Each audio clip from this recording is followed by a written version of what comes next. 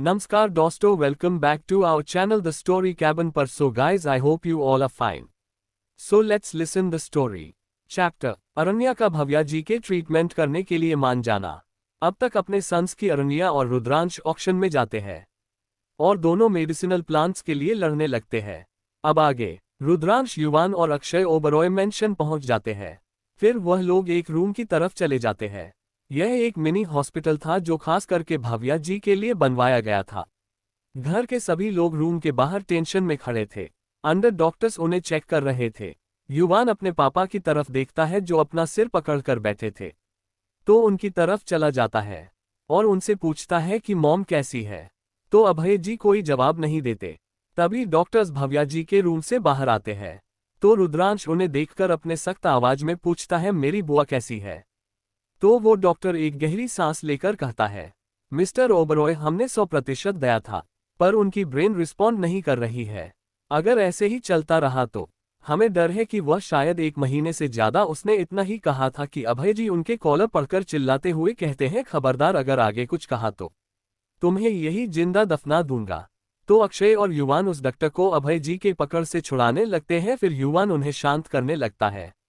ओमकार जी पूछते क्या उसे बचाने की कोई और रास्ता नहीं, तो वह डॉक्टर कहता है सिर्फ एक ही रास्ता है, उन्हें सिर्फ डॉक्टर एम ही बचा सकते, पर उन्हें ढूंढना बहुत मुश्किल है। तो सब लोग निराश हो जाते हैं क्योंकि वह लोग भी जानते हैं डॉक्टर एम को ढूंढना बहुत मुश्किल है। फिर वह डॉक्टर्स वहां से चले हैं। उनके जाने के बाद सब लोग रूम के अंदर चले जाते हैं। रूम में भव्य जी बेड पर बेजान सी लेटी हुई थी। जब सब लोग उन्हें ऐसे देखते हैं तो उनकी आंखों में आंसू आ जाते हैं। अभय जी जाकर उनके बगल में बैठ जाते हैं। फिर उनके सर सहलाते हुए कहते हैं उठ गए ना भव्य, अब हम आपको ऐसे नहीं देख पा रहे हैं, प्लीज उठ जाए। सब लोग उनके दुख समझ रहे थे। युवान को तो अपने मम्मा पापा को ऐसे देखकर और भी ज्यादा दर्द हो रहा था। तभी ऋषि घबराते हुए अंदर आता है और रुद्रांश की तरफ देखकर कहता है बस डॉक्टर एम की वेबसाइट में उन्होंने एक अनाउंसमेंट किया है। तो सब लोग ध्यान से उसकी बात सुनाने लगते हैं। शायद उनके दिल में अब एक आस जग गया था। ऋषि फिर कहता है बॉस उन्हें करक्यूमिन रूट्स चाहिए, वो अपने कुछ वक्त पहले एक्शन में जीता है। जो कोई भी उन्हें ये देगा वो उनके ट्रीटमेंट करने के लिए तैयार है। तो रुद्रांश है तो उनसे कांटेक्ट करो और कहो कि हमारे पास वह रूट्स है और हम वह देने लिए तैयार है। तो ऋषि ओके कहकर चला जाता है। रुद्रांश अपने मन में कहता है लगता है बगल वाले रूम में शायद डॉक्टर एम है जो मुझे इन मेडिसिनल रूट्स के कम्पीट कर रही थी। दूसरी तरफ अरण्या ऑक्शन से सीधा अपने रिसर्च सेंटर के लिए निकल गई। वह जाकर तुरंत अपने एक्सपेरिमेंट स्टार्ट कर दिया। उसके साथ अर्णव जी और राजीव जी भी थे। अरण्या पहले जेड लीव्स के साथ कैथरांथस रोजेस की एक्सट्रैक्शन प्रोसेस स्टार्ट कर दी और पहले से ही मौजूद मेडिसिनल कंपाउंड में कुछ नई मॉलिक्यूल्स मिलाकर उन्हें स्ट्रांग बनाने की कोशिश करने लगी। उसमें अर्णव जी उसकी हेल्प कर रहे हैं, वही राजीव जी कुछ और डॉक्टर्स के साथ सैंपल में हो रहे म्यूटेशंस नोट कर रहे थे। ऐसे ही रात हो गया। वो तीनों थोड़ी गैप लेकर पहले थोड़ा खाना खाते हैं। फिर अरण्या उन दोनों को भेज देती है क्योंकि वो दोनों बुरी हो गए थे और इस उम्र में उन्हें रेस्ट की जरूरत है। फिर अरण्या भी अपने काबिन में बने रूम में जाकर सो जाती है। अरण्या ने रुक्मणी जी को पहले ही इन्फॉर्म कर दिया कि वो आज अर्णव जी के पास रुक रही है। अगला दिन सुबह का वक्त। अरण्या पहले अपने रूटीन कंप्लीट करती है, फिर ब्रेकफास्ट भी करती है। उसके बाद अपना सेफ्टी सूट पहनकर वो एक्सपेरिमेंट लैब में चली जाती है। वो सब लोग पहले अरण्या को ग्रीट करते हैं, फिर वो लोग अपडेट्स देने लगते हैं। फिर अरण्या एक्सपेरिमेंट कंटिन्यू करती है। अब तक सैंपल को उसने और स्ट्रांग बना देता था। आप उसे यूवी लाइट के अंदर रखकर टेस्ट करने लगी। स्क्रीन में उसकी रेजिस्टेंसी का परसेंटेज कैलकुलेट हो रहा था। कुछ सेकंड बाद स्क्रीन में उसे रिजल्ट्स दिखाई देते हैं। जब सब लोग वो रिजल्ट देखते तो खुश हो जाते हैं क्योंकि रिजल्ट 70% दिखा रहा था। अरण्या जानती थी यह काफी नहीं है, पर वो एक गहरी सांस लेती है क्योंकि अब एक्सपेरिमेंट को कुछ नहीं होने वाला है। तभी उन डॉक्टर्स में से एक कहते हैं डॉक्टर एम बरियार अब और स्ट्रांग हो चुका है, आप चिंता मत करिए, शायद अब बहुत जल्द ये पूरा होने वाला है। तो अरण्या भी सिर हिला देती है। फिर कहती है सब लोग 2 घंटे रेस्ट लीजिए फिर कंटिन्यू कीजिए। तो सब एक कहकर चले जाते हैं। अरण्या भी हल्का फ्रेश एयर लेने के लिए बाहर आती है। तभी उसे निहाल की कॉल आती है तो वह उठा देती है। दूसरी तरफ से निहाल कहता है बस हमें एक अननोन नंबर से एक मैसेज आए, उन लोगों के पास वह करक्यूमिन रूट्स है जो हमें चाहिए। तो अरण्य के अंकों में चमक आ जाती है। वह कहती है क्या तुमने प्रूफ मांगी? तो निहाल कहता है जी बॉस हमने मांगी थी। मैं उसकी फोटो आपको भेज दी है, आप चेक कर लीजिए। तो अरण्य उसे रुकने को कहती है। फिर उसे फोटो को चेक करने लगती है। जब उसे कंफर्म हो गया कि वह सच में वही रूट्स है तो वह निहाल से पूछता है उनका डिमांड क्या है। तो निहाल करता है उनके एक रिलेटिव को आपको ट्रीटमेंट देना होगा। तो अरण्य एक कहती है। तो निहाल फिर से कहता है उन लोगों ने कहा कि उसे पेशेंट का कंडीशन बहुत क्रिटिकल है, इसलिए वह लोग चाहते हैं कि आप आज ही उनके ट्रीटमेंट के लिए जाए और आपको वही वो रूट्स भी मिल जाएंगे। तो अरण्या ओके कहती है, फिर कॉल काट देती है। निहाल भी ऋषि को मैसेज कर देता है कि अरण्या रेडी है। इस वक्त ओबरॉय मैंशन में सभी लोग हाल में बैठे थे और बेसब्री से अरण्या का रिप्लाई की वेट कर रहे थे। सभी ऋषि को एक मैसेज आता है। जब वह उसे मैसेज को पढ़ता है तो वह खुशी से चिल्लाते हुए कहता है डॉक्टर एम मन गई, अभी मुझे उनकी असिस्टेंट की रिप्लाई आए। तो सब लोग खुश हो जाते हैं। सबसे ज्यादा कुछ तो अभय जी है और डॉक्टर एम के लिए कुछ इंतजाम करने लगते हैं। शाम का समय, अरण्य निहाल की बताई गई एड्रेस पर पहुंच जाती है। वह एक पुराना चर्च था। अरण्य वहां एक कार को देखती है तो उसकी तरफ चली जाती है। कर के बाहर खड़े बॉडीगार्ड जब अरण्य को देखा है तो उसे देखते ही रह जाता है। अरण्या अभी मास्क पहना था पर वो गार्ड उसकी अंकों में खो गया। तो अरण्या उसके आगे चुटकी बजा देती है तो वो होश में आता है। फिर उससे पूछता है आप कौन? डॉक्टर एम कहाँ है? क्या आप उनके स्टूडेंट हो? तो अरण्य कहती है मैं ही डॉक्टर एम हूँ। तो वह बॉडीगार्ड कहता है देखिए ऐसा मजाक नहीं करते, आप बहुत छोटे हो और आप डॉक्टर एम कैसे हो सकते हैं? तो अरण्या उसे घूरते हुए थोड़ी सख्त आवाज में कहती है मैं ही डॉक्टर एम हूँ। तो इस बार और बॉडीगार्ड भी मान जाता है।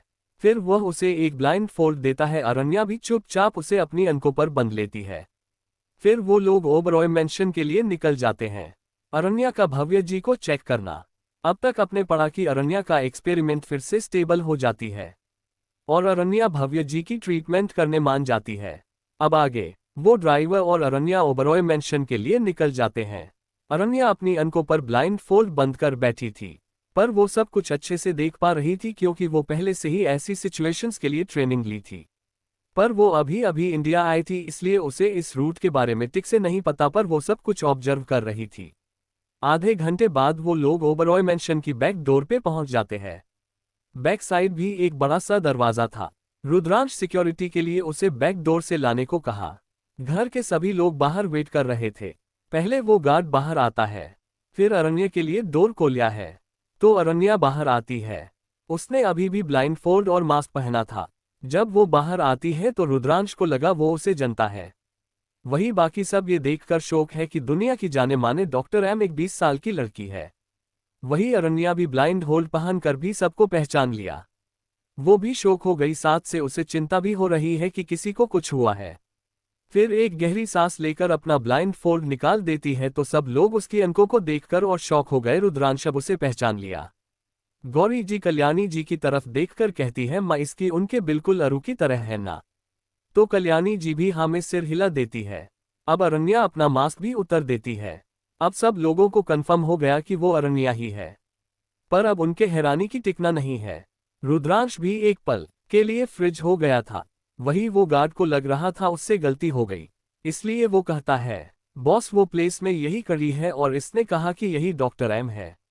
मुझे लगा ये झूठ बोल रही है, पर मैं इनकी कॉन्फिडेंस देखकर थोड़ा यकीन हुआ, इसलिए लेकर आया था। प्लीज मुझसे कोई गलती हुआ तो आप मुझे पुनिश कर सकते हैं। इतना कहकर वो अपना सिर झुक लेता है। वही रुद्रांश तो अरण्या में किया हुआ था, अब उसके फेस पर एक बड़ी स्माइल आ जाती है। वो जल्दी से जाकर उसको गले लगा लेता है। फिर पूछता है और कितनी हैरान करोगी जाना, और तुम्हारी और कितनी आइडेंटिटी है? तो अरण्या उससे दूर होके हल्के स्माइल के साथ कहती है ज्यादा नहीं। अब सब लोग उसके पास आ जाते हैं। गौरी जी उसके गाल पर हाथ रख के पूछती है बेटा आप सच में डॉक्टर एम हो? तो अरण्या हाँ में सिर हिला देती है। तो कल्याणी जी कहती है कौन सोचा होगा इतनी बड़ी एम्पायर चलाने वाली बिजनेस वूमेन एक जाने माने डॉक्टर भी हो सकती है।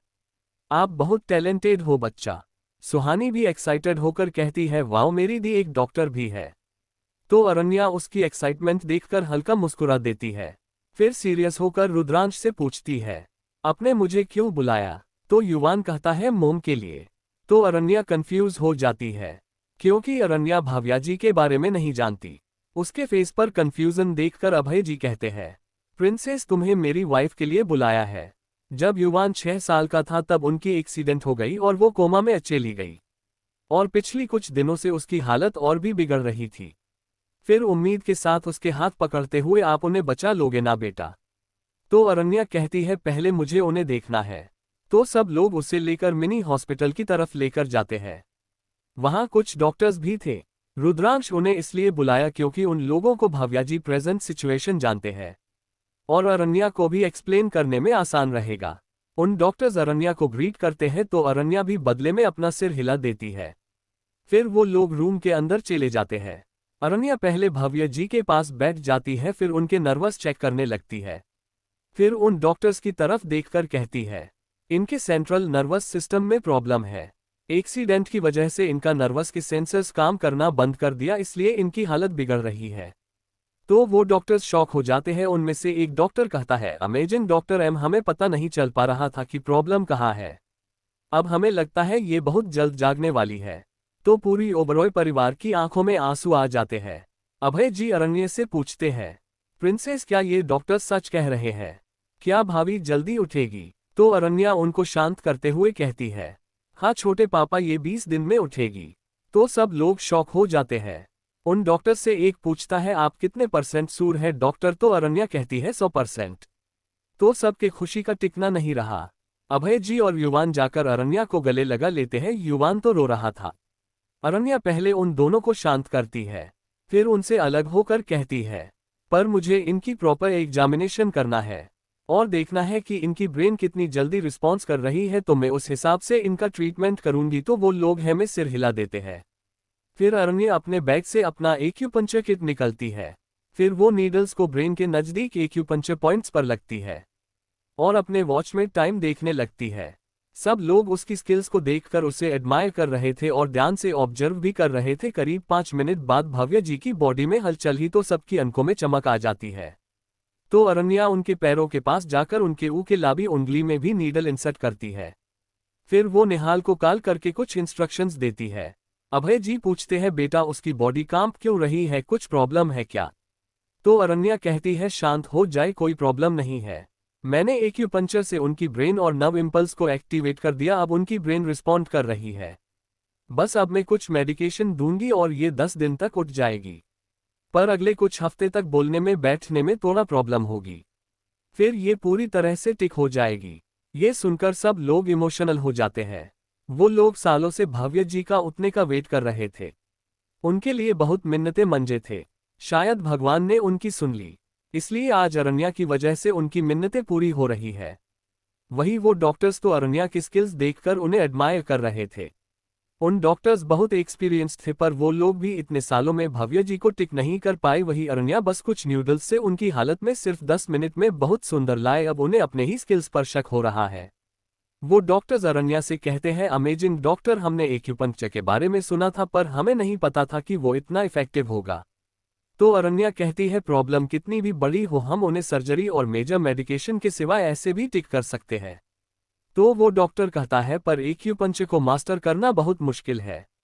तो अरण्या कुछ नहीं कहती। वही सभी लोग अरण्या तारीफ शुक्र, उन्हें भी अरण्या के ऊपर बहुत प्राउड फील हो रहा था। हैरानी, अब तक अपने पढ़ा की अरण्या ओबरॉय मेंशन आती है। सब लोग उसकी एक और आइडेंटिटी के बारे में जानकर शॉक हो जाते हैं। फिर अरण्या भव्य जी को चेक करती है। अब आगे अरण्या उन डॉक्टर्स की तरफ देखकर उनसे प्रीवियस प्रिस्क्रिप्शन के बारे में पूछती है। वो डॉक्टर्स उसे वो दौड़ते हैं। फिर अरण्या निहाल को कॉल करके कुछ मेडिकेशन के बारे में बताती है। वो डॉक्टर्स उसकी कही गई मेडिकेशन के बारे में सुनकर फिर से शॉक हो जाते हैं। जब अरण्या कॉल काट देती है, वो उनमें से एक डॉक्टर पूछता है, आपने जो मेडिकेशन अपने बताया वो सिर्फ 9th हेवन फार्मास्यूटिकल्स में ही मिलते हैं ना, क्या आप वहां से मंगवा रही है? तो अरण्या हाँ में सिर हिला देती है। वही अक्षय उन सबको इतना हैरान देखकर पूछता है, आप लोग इतने हैरान क्यों हैं? तो वो डॉक्टर उन्हें एक्सप्लेन करते हुए कहता है, जो मेडिकेशन डॉक्टर ने बताया है उसकी फॉर्मुलेशन में उसे होने वाले ड्रग्स बहुत मुश्किल से मिलता है और वो ओरल पावडर्स है। उसकी 10 ग्राम भी करोड़ों में खरीदना पड़ता है। ये बहुत स्ट्रांग मेडिसिन है और बायो बेस्ड, और हम सबको उनकी इंटरेक्शन और यूटिलाइजेशन के बारे में ठीक से नहीं पता, इसलिए हमें कभी देने की हिम्मत नहीं हुई। और वो मेडिकेशन काम करने के लिए पेटेंट की सीएनएस रिस्पॉन्ड करनी चाहिए, वरना दूसरी ऑर्गन्स पर इफेक्ट कर सकते हैं।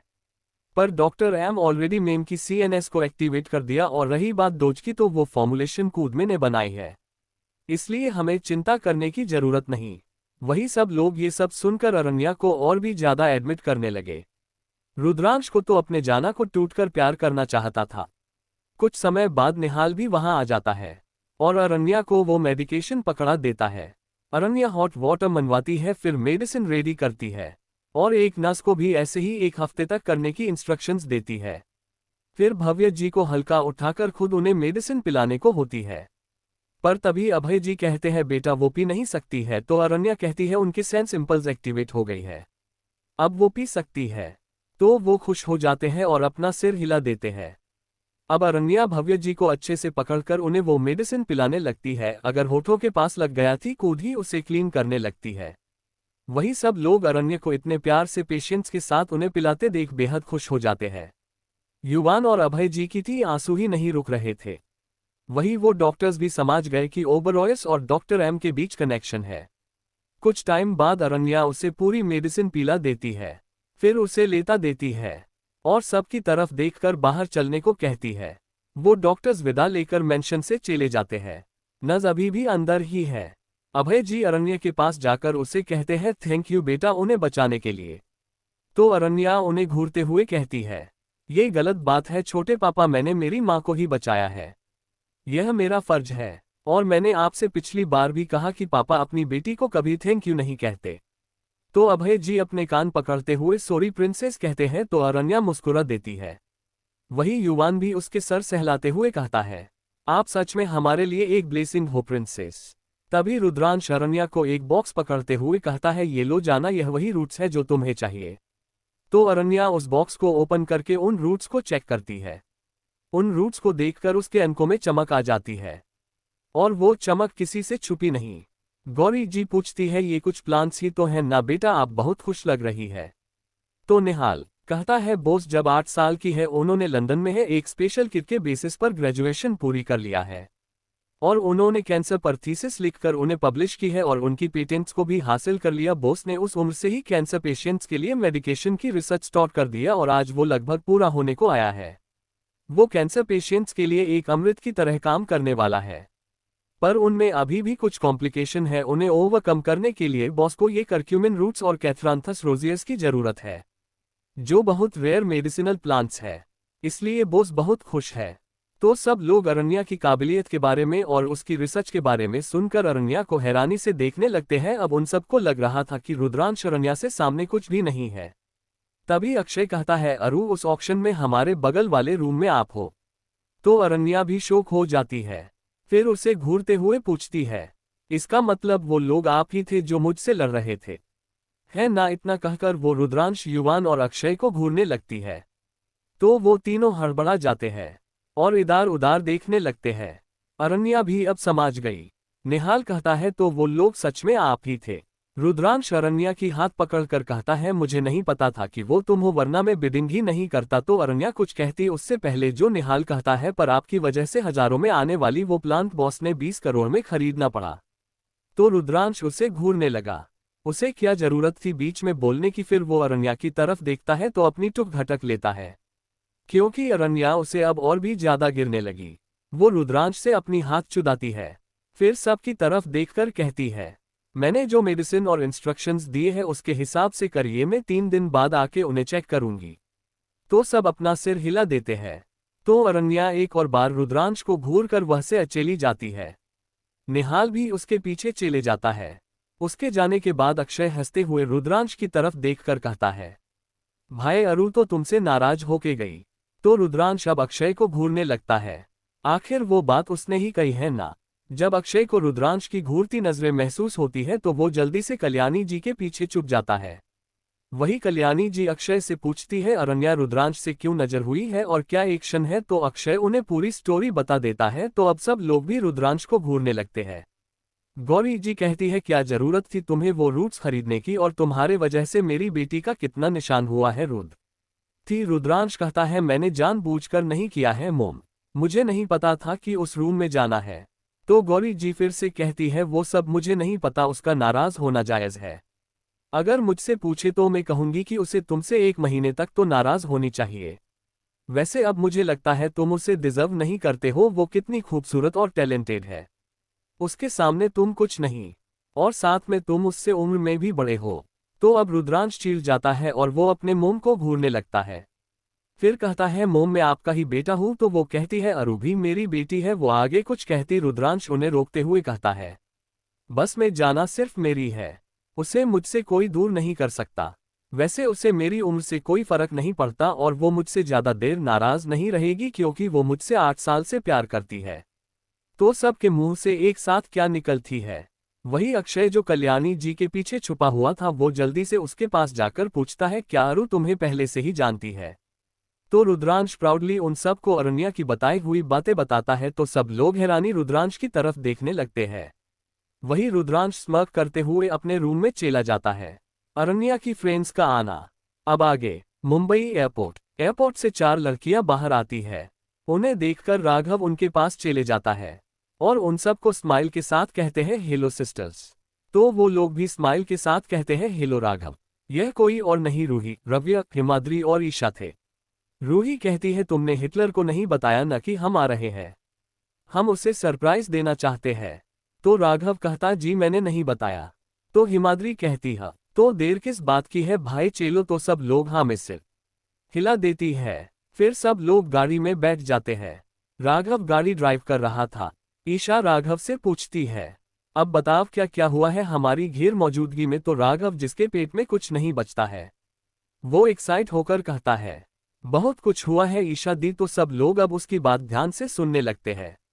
तो सबकी अटेंशन पाकर राघव कहता है आप लोग यकीन नहीं करेंगे बॉस को प्यार हुआ है। तो सब लोग एकदम से चिल्लाते हैं क्या। तो राघव जोर से ब्रेक लगा देता है, फिर अपना कान खुजलाने लगता है। आदि इतनी जोर से कौन चिल्लाते हैं। तो हिमाद्री कहती है वो साइड में रख और यह बता कि तुमने जो आप ही कहा है वो सच है या हमने गलती से सुना है। तो राघव फिर से गाड़ी स्टार्ट करता है, फिर मुंह बनाते हुए कहता है हम सच कह रहे हैं दी। और बॉस जब उनके ससुराल में गई थी तो मैं भी उनके साथ गया था। तो सब लोग और भी शौक हो जाते हैं। कुछ पल के बाद रवैया शौक से बाहर आकर कहती है ससुराल मिलने गई का क्या मतलब, आखिर बात कहाँ तक अचेली है भाई। तो राघव सिर खुजलाते हुए कहता है ससुराल तक। तो रूही कहती है इस बंदर से पूछना बंद कर दो गाइस, अब हमें जवाब सिर्फ हिटलर ही दे सकती है। तो सब लोग हाँ में सिर हिला देते हैं। सिंघानिया मैंशन। वही सिंघानिया मैंशन में आज अरण्या ने रुक्मिणी जी के साथ टाइम स्पेंड करने के लिए उनके साथ मिलकर नाश्ता बनाया था, पर सिर्फ उसकी रुक्मिणी जी की और दिग्विजय जी के लिए ही, बाकी लोगों के लिए सर्वेंट्स बनाए थे। आज रुक्मिणी जी बहुत खुश थी और बाकी सबको भी उसके हाथ का खाना खाना था, पर वो जानते हैं कि उन्हें नहीं मिलने वाली है। आज कोई ऑफिस नहीं गया था।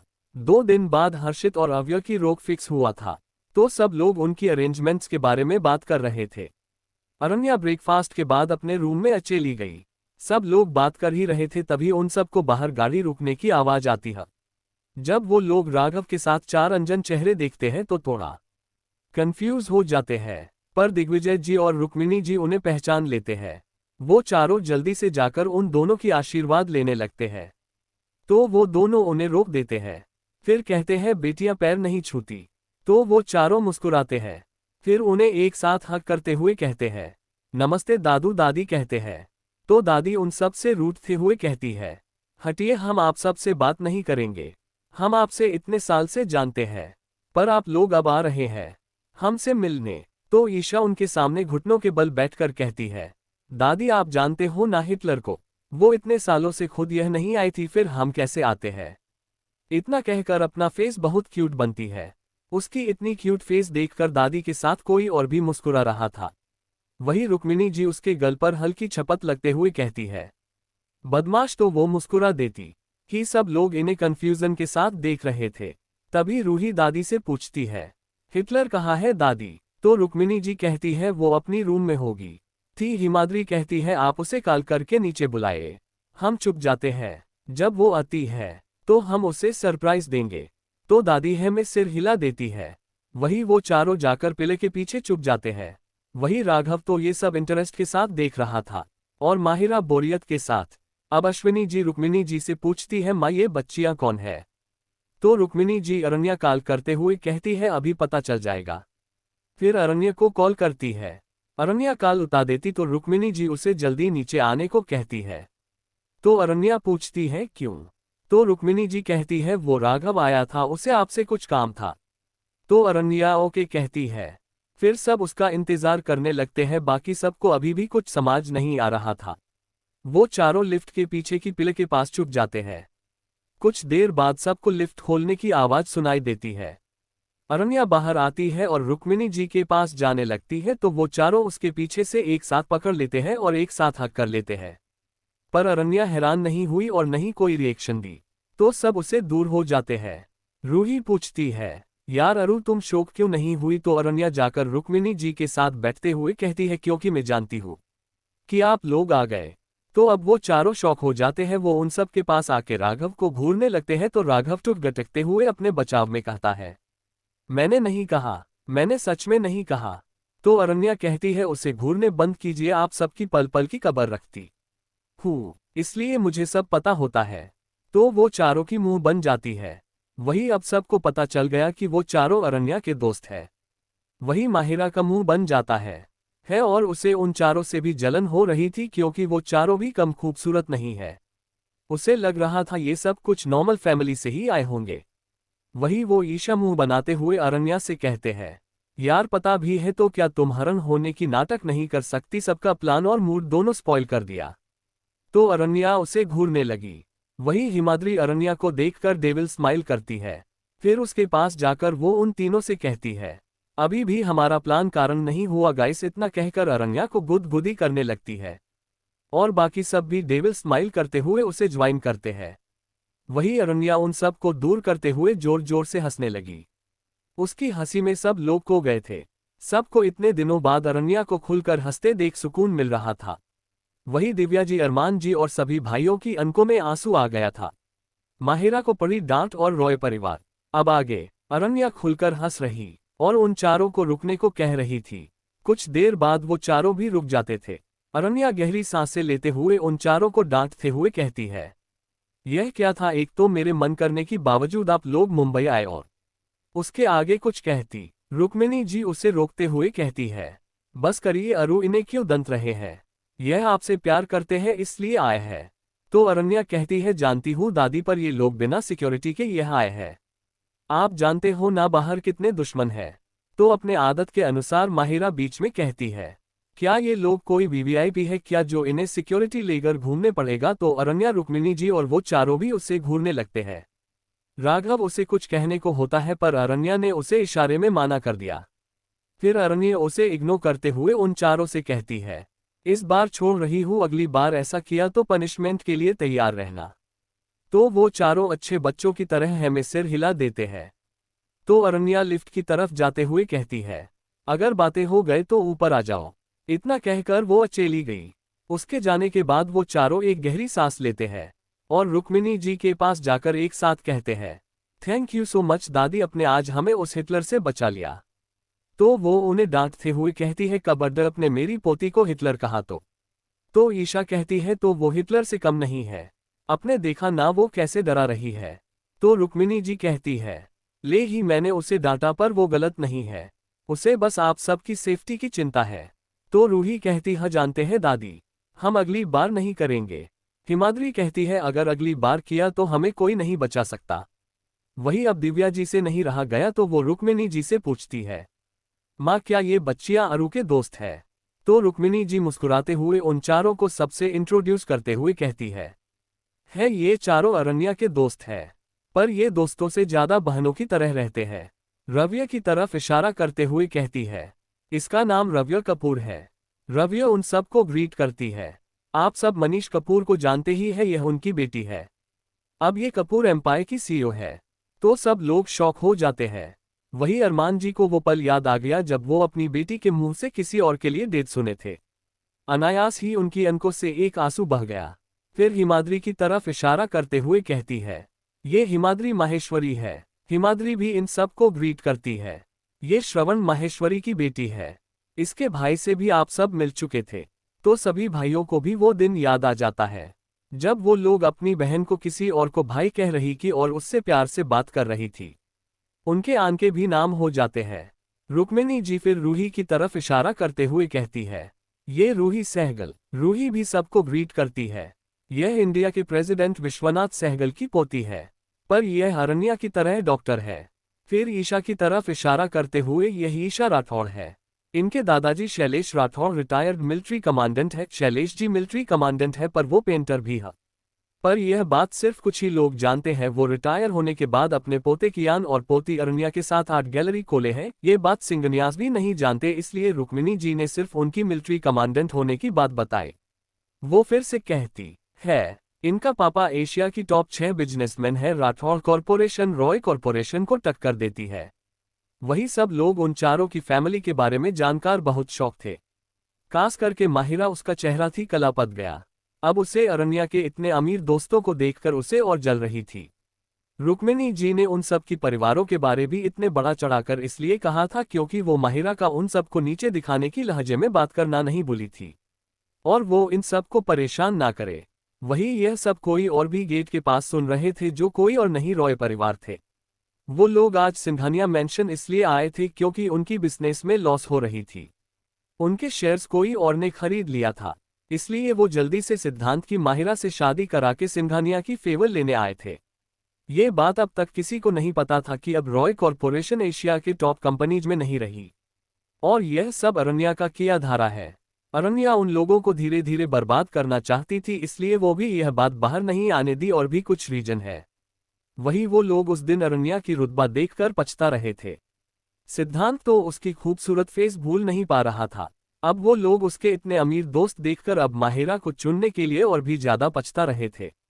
वही रुक्मिणी जी उन चारों की तरफ देखकर पूछती है, आप सब यही रहने वाले हैं ना? तो ईशा कहती है, नहीं दादी, सिर्फ रूही यह रहेगी। हम तीनों शाम को हमारा घर चले जाएंगे। हम भी अब तक हमारे फैमिली से नहीं मिले हैं। तो रुक्मिणी जी हाँ में सिर हिला देते हैं। भूमि जी कहती है, आप सब फ्रेश होकर आइए बच्चों। दिव्या जी भी कहती है, मैं आप सबको रूम्स दिखाऊंगी। तो रूही कहती है, कोई जरूरत नहीं है आंटी, अरु ने हम सबको उसके रूम में बुलाया है और मैं अरु की ही रूम में रहूंगी। तो दिव्या जी भी हाँ में सिर हिला देती है। उसके बाद वो चारों ऊपर चले जाते हैं। उनके जाने के बाद रुक्मिणी जी माहिरा की तरफ घूरते हुए कहती है, अपने मुझे को काबू में रखो, अगली बार कोई बकवास निकली तो घर से निकाल दूंगी। तो माहिरा अपनी सिर झुकते हुए हाँ में सिर हिला देती है, पर उसकी मुठ्ठियां कसी हुई थी। वही अश्विनी जी ने जब गेट के पास रॉय परिवार को देखती है तो वो कहती है, आप लोग थी, सब लोग भी उस तरफ देखते हैं। वही रॉय परिवार भी अपनी चेहरे पर झूठी मुस्कान लाते हुए घर के अंदर आ जाते हैं। चैप्टर अरण्या का माहिरा का फिर से बेइज्जती करना। अब तक आपने सुना कि अरण्या और उसके फ्रेंड्स में थोड़ा नोक-झोंक होती है, और अरण्या उन्हें बिना सिक्योरिटी लेकर मुंबई आने के लिए डांटती है। रुक्मिणी जी सबको अरण्या के फ्रेंड्स को इंट्रोड्यूस करती है। रॉय परिवार भी सिंघानिया मेंशन आते हैं। अब आगे रॉय परिवार अंदर आते हैं। सर्वेंट्स उनके लिए पानी, जूसी और कुछ स्नैक्स लाते हैं। दिग्विजय जी मिस्टर रॉय से पूछते हैं, आप लोगों का आने की वजह? तो मिस्टर रॉय कहते हैं, वो हम सिद्धांत और माहिरा के बारे में बात करने आए हैं। तो सब उन्हें कंफ्यूजन से देखने लगते हैं। तो कामिनी जी झूठी हंसी हंसते हुए कहती है, वो हम भी बच्चों की रोका करना चाहते हैं। थी माहिरा शर्माने का नाटक करने लगी। तो दिव्या जी कहती है, अच्छी बात है, हम पंडित जी से एक अच्छे मुहूर्त के लिए पूछते हैं। वैसे दिव्या जी के अलावा किसी को भी माहिरा से कोई फर्क नहीं पड़ता। दूसरी तरफ सभी दोस्त अरण्या को घेर कर बैठे थे और उससे घूरने लगे, पर अरण्या को कोई फर्क नहीं पड़ता, वो आनी कम करने में लगी थी। तो हिमाद्री चिढ़ते हुए उसके हाथ से उसकी लैपटॉप छीनते हुए कहती है, क्या यार, हम तुम्हें ये घूर रहे हैं और तुम कोई फर्क नहीं पड़ रहा। तो अब अरण्या उसे घूरने लगी। तो ईशा कहती है, हमें क्यों घूर रही हैं? Don't you think you need to give an explanation to us? Ruhi भी कहती है, हम क्या 2 हफ्ते तुमसे दूर रहे? तुमने अपने ससुराल भी अकेली गई। रव्या कहती है, तुम किसी के लिए वेट कर रही थी ना? अब अरण्या एक गहरी सांस लेती है, फिर कहती है, फाइन कह रही हूँ, और सबको एक नज़र देखकर कहती है, वो वही है। तो सब एक साथ चिल्लाते हैं। क्या? अरण्या फिर कहती है, हाँ वो वही है। आप सबको याद है ना जब हम सब इंडिया आए थे, मैं एयरपोर्ट पर किसी से टकरा गई। तो सब एक साथ हमें सिर हिलाते हैं। तो अरण्या कहती है, वो वही था। रूही एक्साइट होकर पूछती है, वो कौन है? उसका नाम क्या है? वो कम क्या करता है? और उसकी फैमिली कैसी है? अरण्या उसकी सवालों पर ब्रेक लगते हुए कहती है, उनका नाम रुद्रांश सिंह ओबरॉय है, ओबरॉय कॉरपोरेशन की प्रेसिडेंट। तो सब मुंह खोल उसे देखने लगते हैं। रव्या कहती है, तुम मजाक नहीं कर रही है ना? रुद्रांश सिंह ओबरॉय तो गे है ना? तो अरण्या उसके घूरते हुए कहती है, वो नहीं है, वो बस लड़कियों से दूर रहते हैं और वो मुझे 3 साल से ढूंढ रहे हैं। वही सब लोग अरण्या का रुद्रांश को ऐसे डिफेंड करते देख शौक थे।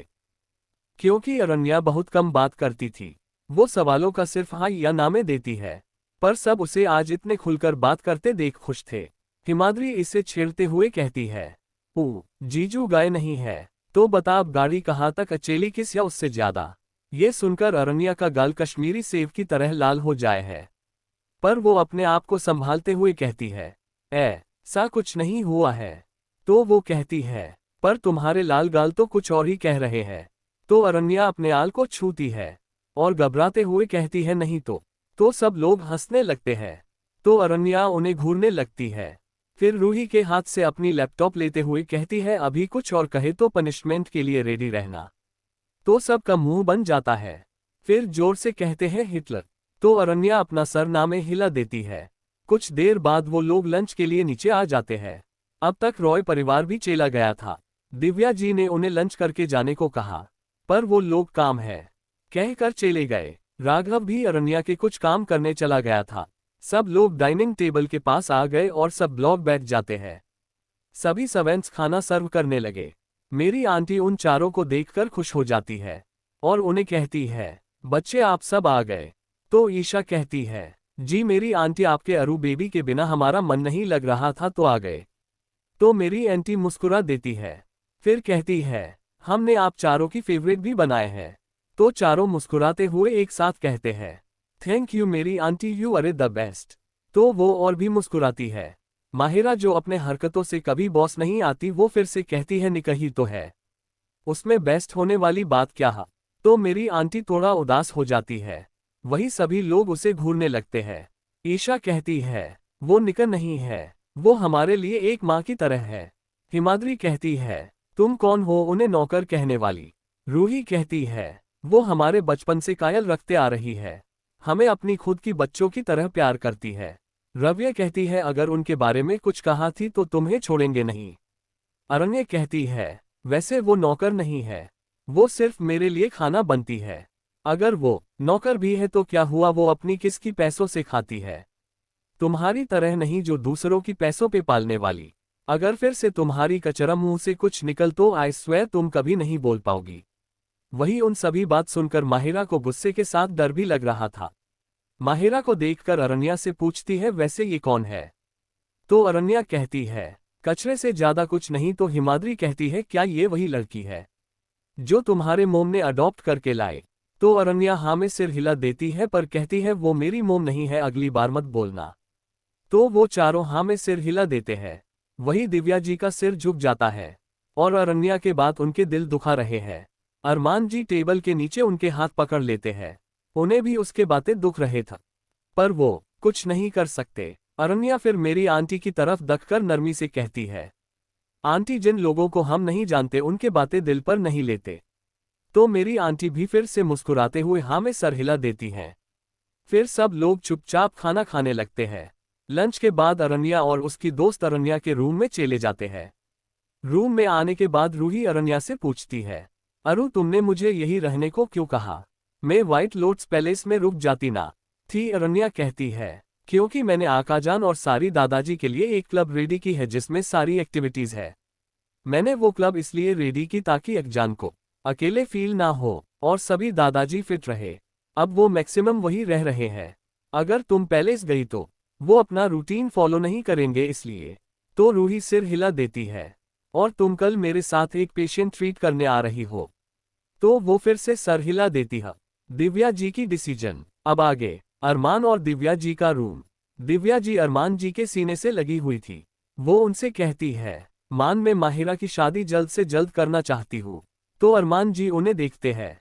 दिव्या जी फिर कहती है, अब मुझे भी उसकी हरकतें बर्दाश्त नहीं हो रहा। उसकी वजह से मेरी बेटी बार बार इरिटेट हो रही है।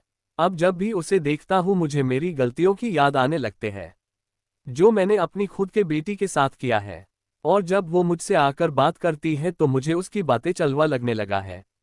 अब उसकी वजह से मेरी बेटी फिर से हट हो, उससे पहले ही मैं उसे इस घर से विदा करने चाहता हूँ।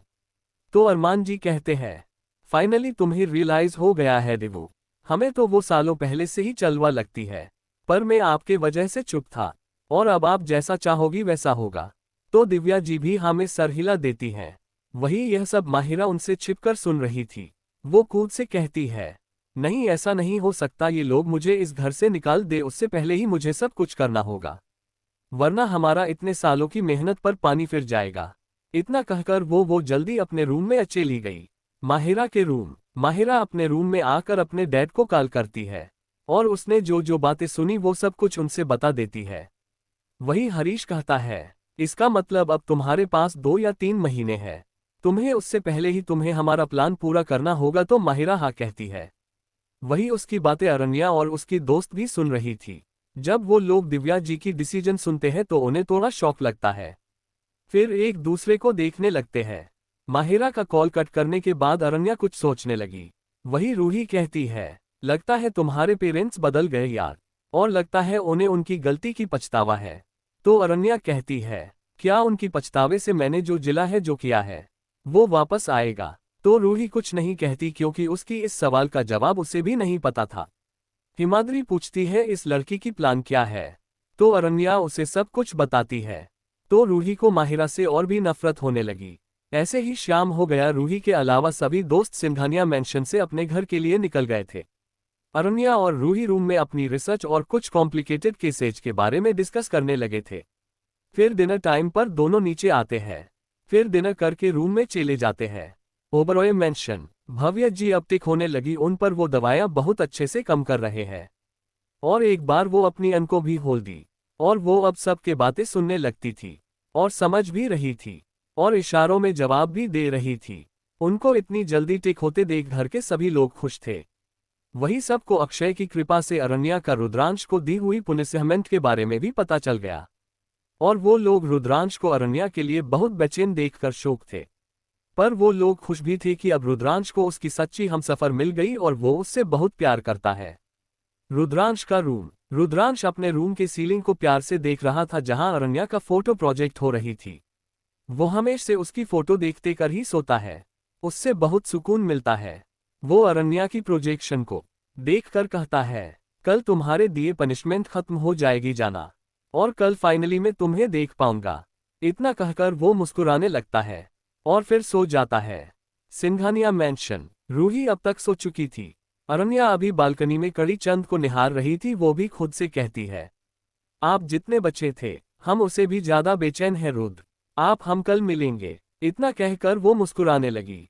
वो उस चंद की रोशनी में हसीन लाग रही थी। अगर कोई इस वक्त उसे ऐसे देखता है तो वो उसकी दीवाना हो जाएगा। कल सुबह सब डाइनिंग टेबल पर बैठे अपना नाश्ता कर रहे थे। आज अश्विनी जी बहुत खुश थी क्योंकि उन्होंने अरण्या के लिए आज खीर बनाया था और अरण्या उसे खा रही थी। वैसे अरण्या को पता था ये खीर अश्विनी जी ने बनाया है, पर वो इस बार मन नहीं कर पाए क्योंकि आज उसे जब उन्हें मन कर रही थी तो उनके आंखों में आंसू उगाए और उनके आंखों में आंसू देखकर उसके दिल तीस सी उठी। और वो अन्न की अपमान नहीं करती है, इसलिए आज चुपचाप खाने लगी। सब लोग अश्विनी जी की खुशी देखकर खुश थे। ब्रेकफास्ट के बाद अरण्या और रूही पहले इन्फिनिटी एम्पायर जाते हैं। वो लोग कुछ इंपोर्टेंट मीटिंग अटेंड करते हैं। फिर सर्व काम कर्म करके ओबरॉय मेंशन के लिए निकल जाते हैं। ओबरॉय मेंशन। आज कोई कहीं नहीं गया क्योंकि सब जानते हैं आज उनकी प्यारी बहू कम बेटी आने वाली है। सब लोग बेसब्री से अरण्या की राह देख रहे थे, खास करके रुद्रांश। अब तक 12 बाज चुका था। वो पनिशमेंट के मुताबिक उसे कॉल नहीं कर सकता, इसलिए वो ऋषि से बार बार कॉल करवा के पूछने को कह रहा था। वही गाड़ी में रूही उनके इतने बार कॉल करते देखकर अरण्या को चिढ़ाते हुए कहती है, ओह लगता है जीजू को अब सब्र नहीं हो रहा थी। अरण्या उसे घूरती है। फिर विंडो की तरफ देखकर हल्के हल्के मुस्कुराने लगती है। उसे ऐसे करते देख रही को बहुत हंसी आ रही थी, पर वो हंसती नहीं, क्योंकि उसे हिटलर से मर नहीं खानी या पंचमेंट नहीं लेनी। थोड़ी देर बाद अरण्या का कार ओबरॉय मेंशन पहुंच जाती है। अरण्या और रूही दोनों बाहर निकलते हैं, फिर अंदर चले जाते हैं। रूही अपने आसपास की चीजें ऑब्जर्व कर रही थी। उसे ओबरॉय मेंशन अच्छा लगा। जब अरण्या और रूही अंदर आते हैं तो सब लोग खड़े हो जाते हैं। वो अरण्या के साथ रूही को देख कंफ्यूज हो जाते हैं। वही अरण्या पहले जाकर विक्रांत जी और कल्याणी जी की पैर छूने लगती है, तो वो दोनों उसे रोकते हुए गले लगा लेते हैं और कहते हैं, आप इस घर की बेटी है बच्चा, इस फॉर्मेलिटी की जरूरत नहीं है, और आप जब भी आएंगे साइड आकर हमें गले लगाएंगे। तो अरण्या में सिर हिला देती है। फिर अरण्या एक एक करके सबसे मिलने लगती है। भव्या जी का बोलना, अब तक अपने सुना कि दिव्या जी माहिरा की शादी जल्दी से करना चाहती थी। वो बात माहिरा ने चुपके से सुन ली थी और वो हरीश को कॉल करके इन्फॉर्म कर देती है। अरण्या भव्या जी के चेकअप करने ओबरॉय मेंशन जाती है। उसके साथ रूही भी चलती है। अब आगे अरण्या सबसे मिल रही थी। जब वो रुद्रांश के पास गई तो रुद्रांश उसे अपनी तरफ खींचकर कस के गले लगा लेता है। उसकी इस हरकत से सब लोग शॉक हो जाते हैं। अरण्या भी शॉक हो गई, पर वो जल्दी से होश में आकर उसे दूर करने लगी, पर रुद्रांश उसे और कसकर लगे लगा रहा था। पर अरण्या सबकी तरफ देखकर अपनी ताकत से उसे दूर कर देती है और उसे घूरने लगती है। तो रुद्रांश अपना मासूम फेस बनाकर कहता है, ई मिस यू जाना। तो उसकी इतनी प्यार और मासूम फेस देख के अरण्या पिघल जाती है। वही बाकी सब तो उनके और मुंह फाड़े रुद्रांश को देख रहे थे। आज तक रुद्रांश का ये साइड कोई नहीं देखा। हमेशा खड़ूस रहने वाला रुद्रांश अरण्या सामने इतने मासूम बनते देख ऐसा लग रहा था कि कोई एक्स्ट्रा चीनी मिलकर काफी पिला दी हो। अरण्या फिर से जाकर रूही के साथ खड़ी हो जाती है और सबको रूही से इंट्रोड्यूस कहते हुए कहती है, यह मेरी दोस्त कम बहन रूही सहगल। यह विश्वनाथ दादाजी की पोती है और साथ में डॉक्टर भी। रूही भी पहले विक्रांत जी और कल्याणी जी के पास जाकर उनके आशीर्वाद लेना चाहा, पर वो लोग उसे भी रोक दिया और कल्याणी जी ने कहा, आप भी हमारी बेटी की तरह ही हो और बेटियां पैर नहीं छूती। तो रूही भी मुस्कुराते हुए हाँ में सर हिला देती है। उसके बाद सबसे मिलने लगी। सबको रूही बहुत पसंद आई। वही युवान को रूही को देखकर अपने दिल में घंटियां बजने लगी। वो उसे देखकर मुस्कुरा रहा था और यह बात रुद्रांश और अरण्या दोनों ने नोटिस कर लिया और उनके फेस पर भी स्माइल आ गई। रूही भी जब युवान को देखती तो उसकी धड़कनें भी बढ़ गई और वो जल्दी से उससे अपनी नजरें हटा ली। वही अभय जी अरण्या के पास आकर कहते हैं, प्रिंसेस भाभी के पास चले। तो अरण्या हाँ कहती है। फिर अभय जी अरण्या के हाथ पकड़कर ले जाने लगे तो युवान भी दूसरी तरफ से उसकी हाथ पकड़ लेता है। वही रुद्रांश का मुंह बन जाता है और बाकी सब मुस्कुराते हुए उनके पीछे जाने लगते हैं। भव्या जी का रूम। अभी भव्या जी हल्के हल्के होश में थी, तभी सब लोग अंदर आ जाते हैं। जब भव्या जी अरण्य को देखती तो वो भी उनके खूबसूरती में खो गई। अभय जी उसके पास बैठ जाते हैं और उसके बेड के नीचे एक बटन प्रेस करते हैं तो उनका बेड थोड़ा ऊपर उठ जाता है। फिर वो उनके हाथ पकड़ते हुए कहते हैं, भाभी हमने आपको प्रिंसेस के बारे में बताया ना। तो भव्या जी अपना पलके झपका देती है तो वो अरण्या के तरफ इशारा करते हुए कहते हैं, यही है वो और इसने आपकी जान बचाई है। इन 3 दिनों में अभय जी अरण्या के बारे में भव्या जी को बहुत बातें बताया है और वो भी उससे मिलने चाहती थी और मन ही मन उसे अपनी बेटी मान चुकी थी। वो अरण्या को देखकर अपने अनकों से पास आने का इशारा करती है। अभय जी वहां से इट जाते हैं और अरण्या उनके पास बैठ जाती है और उनके हाथ पकड़ते हुए उसे सहलाते हुए कहती है, कैसे हो आप माँ। वही उसके मुंह से अपने लिए माँ सुनकर भव्य जी के अनकों में आंसू आ जाते हैं। तो अरण्या उनके आंसू पोंछते हुए कहती है, आपके अनकों में आंसू अच्छे नहीं लगते। तो भव्य जी हल्का मुस्कुरा देती है। फिर अरण्या कहती, जा अब मैं आपको चेक करती हूँ और ही प्रॉमिस आप 5 दिन में चल पाएंगे। आपको पता है आपकी बॉडी मेरी मेडिकेशन को अच्छे से रजिस्ट कर रही थी। मुझे लगा आपको कुछ हफ्ते तक प्रॉब्लम होगी, पर आपकी बॉडी तेजी से रिकवर हो रही है, जो बहुत अच्छी बात है। वही सब लोग अरण्या के बात सुनकर खुश हो जाते हैं। अरण्या फिर कहती है, अब मैं आपका ट्रीटमेंट कार्य। तो भव्या जी हाँ में सिर हिला देती है। तो अरण्या रूही को मेडल्स देने को कहती है और उसे नव इम्पल्स मॉनिटर करने को कहती है। तो रूही ओके कहती है। फिर अरण्य उनके प्रेशर पॉइंट्स पर न्यूडल्स लगा देती है। वही रूही उनके सिर पर एक पैच जो मशीन से कनेक्टेड था वो लगती है और मॉनिटर में उनके नर्व इंपल्स चेक करने लगती है। वही सब लोग उनके कम को ध्यान से देखने लगे। कुछ वक्त बाद वो दोनों अपना एग्जामिनेशन कंप्लीट करते हैं। फिर कुछ डिस्कस करते हैं। रूही निहाल को कॉल करके मेडिकेशन लाने को कहती है। वही अरण्या भव्य जी के वोकल कार्ड्स पर नीडल इंसर्ट करती है। फिर कुछ जगह में पॉइंट्स प्रेस करने लगती है। कुछ मिनट्स बाद वो भी निकाल देती है। फिर भव्य जी से कहती है, माँ बोलने की कोशिश कीजिए। तो सब लोग अलर्ट हो जाते हैं और भव्य जी को देखने लगते हैं। वही भव्य जी कुछ बोलने की कोशिश कर रही थी। कुछ वक्त बाद इसके मुंह से प्रिंसेस निकलती है। तो इतने सालों बाद भव्या जी की आवाज सुनकर सब लोग खुश हो जाते हैं। वही अरण्या कहती है, अब आप बोलने की कोशिश करते रहिए। तो वो हाँ में सिर हिला देती है। फिर अरण्या सबकी तरफ देखकर कहती है, मैं अब नया प्रिस्क्रिप्शन के मेडिसिन मंगवाया हूँ, वो आता ही होगा। तभी रूही अंदर आकर कहती है, मेडिसिन आ गए अरु। इतना कहकर वो उसे मेडिसिन पकड़ देती है। फिर अरण्य वो मेडिसिन तैयार करती है। फिर भव्य जी के पीछे बैठ उसको पकड़कर उन्हें मेडिसिन पिलाने लगती है। भव्य जी को एक स्पून पीकर ही उल्टी जैसा महसूस हुआ। अरण्य को भी महसूस हुआ, इसलिए वो उनके पीठ रब करने लगी। फिर वह के नास को होने लाने को कहती है। तो वो बाहर जाकर सवेंत से मंगवाती है और अरण्या को देती है। अरण्य थोड़ा होने उस मेडिसिन में मिलती है और फिर से उन्हें फैलाने लगती है। भव्य जी को अरण्या का उनके इतना केयर करना अच्छा लग रहा था। कुछ देर बाद अरण्य ने उन्हें पूरी मेडिसिन पिला दी और उनसे कहती है, आप आराम करिए, ठीक है। तो वो अपनी पलकें झपका देती है। अरण्या नास को कुछ इंस्ट्रक्शंस देती है। फिर सब लोग बाहर आ जाते हैं। बाहर आने के बाद अरण्या सबसे कहती है, आप लोग उन्हें 2 दिन बाद बाहर ला सकते हैं और कल एक फिजियोथेरेपिस्ट आएंगे और उनके थोड़ा एक्सरसाइज करवाएंगे। तो सब लोग हमें सिर हिला देते हैं। गौरी जी कहती है, अब के लिए लंच करते हैं। तो सब लोग लंच करने चले जाते हैं। तो अभी के लिए इतना। हाय गाइस, आज का पार्ट पसंद आया हो तो लाइक जरूर कीजिएगा। मिलते हैं अगली स्टोरी में। Thanks for listening.